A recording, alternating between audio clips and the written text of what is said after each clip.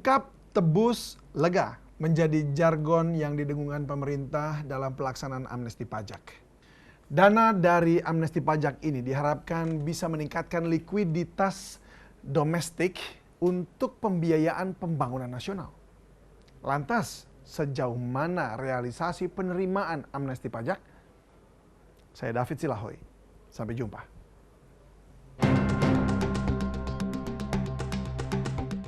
Dua bulan sudah berlalu sejak program pengampunan pajak dilaksanakan.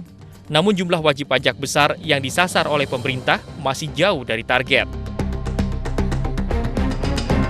Berdasarkan data dari Direktorat Jenderal Pajak, tercatat sebanyak 2.000 wajib pajak besar menjadi target program pengampunan pajak ini, dengan 1.200 orang merupakan wajib pajak besar orang pribadi atau WPOP.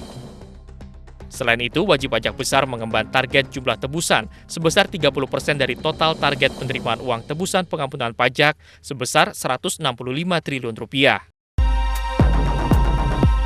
Faktanya, jelang berakhirnya periode pertama berdasarkan data dari Ditjen Pajak hingga 4 September yang lalu, baru terdapat 55 wajib pajak besar orang pribadi yang mengajukan surat pernyataan akan mengikuti pengampunan pajak. Dari jumlah itu, 38 wajib pajak besar sudah selesai mengikuti program pengampunan pajak dan mendapatkan surat keterangan. Sementara itu, dari target uang tebusan pengampunan pajak sebesar Rp165 triliun hingga 7 September yang lalu baru terrealisasi sebesar Rp5,32 triliun.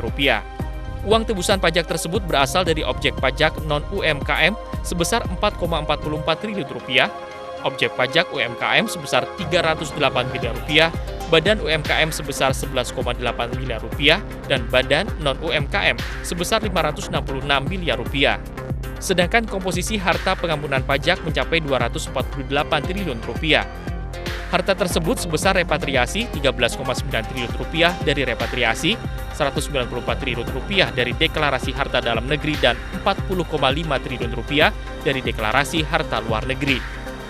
Mirisnya, repatriasi deklarasi harta luar negeri oleh wajib pajak besar orang pribadi tersebut sebagian besar berasal dari negara tetangga. 5 besar negara penyumbang dana repatriasi terbesar menurut Dirjen Pajak adalah Singapura di posisi teratas dengan nilai repatriasi Rp6,2 triliun dan deklarasi harta luar negeri Rp30,4 triliun. Australia menempati posisi kedua dengan nilai repatriasi Rp124,7 miliar dan deklarasi harta luar negeri Rp2,4 triliun. Swiss menempati posisi ketiga dengan nilai repatriasi Rp677,1 miliar dan deklarasi harta luar negeri Rp660,3 miliar. Amerika Serikat menempati posisi keempat dengan nilai repatriasi sebesar Rp86,2 miliar dan deklarasi harta luar negeri Rp914,9 miliar. Sedangkan Virgin Island menempati posisi kelima dengan nilai repatriasi sebesar Rp32,6 miliar dan deklarasi harta luar negeri Rp927,3 miliar. Sudah 2 bulan di sini. Siapa yang ikut program tax amnesty itu? Ya ada beberapa pengusaha ya yang sudah ada di koran-koran itu bikin di front cover ya. Tapi apakah sudah dilaporkan semuanya dari kekayaan itu? Ya, ini yang juga tidak jelas. Ya, ini yang tidak jelas. Banyak dari pengusaha kita ini yang garong juga, yaitu uang BLBI bawa ke luar negeri, taruh di sana. Ya, itu kan uang negara yang garong. Ya, selain pajak yang tidak dibayar itu. Ya. Inilah kembali itu harus ada ketegasan. Ya, harus ada. Kalau tidak lah, ya orang nggak percayalah.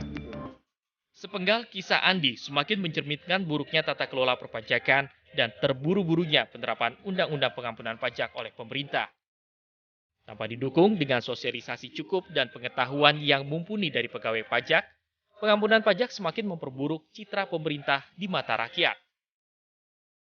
Undang-Undang Pengampunan Pajak yang digadang-gadang menjadi solusi untuk mengatasi defisit anggaran dalam APBN pun kian memantik polemik. Dugaan adanya kepentingan lain dan cacat moral dalam pembuatan dan pemberlakuan Undang-Undang Pengampunan Pajak pun semakin tak terbantahkan. Bisa aja Bisa aja ini merupakan satu rencana yang sudah didesain sejak awal.